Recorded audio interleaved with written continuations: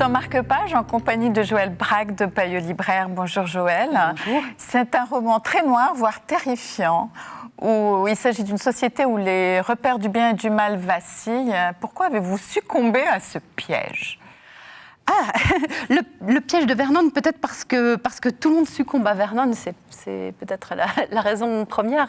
C'est un personnage assez extraordinaire dans le sens où faire de son héros quelqu'un en qui il n'y a rien à sauver, il n'y a rien à aimer, il n'y a rien à apprécier, c'est un sacré challenge. Oui, je dois avouer qu'il m'a tout de suite horripilé. Il est glaçant, par bien des aspects. Quand on sait un peu plus tard qu'il a eu une enfance épouvantable, son père l'abusait, il a dû se défendre à coups de marteau, vous vous dites, il n'a pas pu bien tourner après ça, surtout dans les ghettos de Cape Town. Et effectivement, il a mal tourné, il est devenu flic. On ne sait pas trop bien ce qui s'est passé, et enfin, ce qu'on en sait n'est pas très réjouissant. Et puis finalement, à la suite de blessures qui l'ont écarté du boulot, il est devenu une espèce de détective, agent de sécurité extrêmement louche.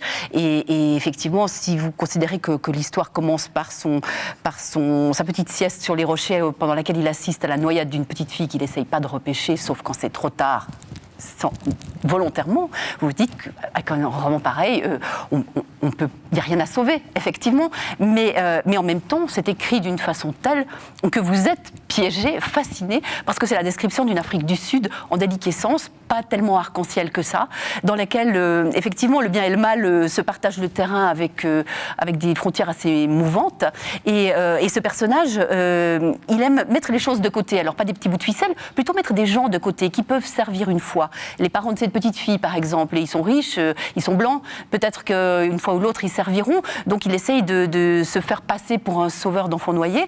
Même si ça a raté, il s'est acquis leur confiance. Donc, voilà, il va pouvoir rentrer dans leur monde et surtout les attirer dans le sien, qui est plus qu'interlope et dans lequel on se rend compte que plus ou moins tous les personnages sont à sa dévotion vous en parlez manipulés. Avec enthousiasme. Donc, vous avez été aussi manipulé. Probablement. Merci Joël. Marque-Page, c'est terminé. À bientôt sur la télé.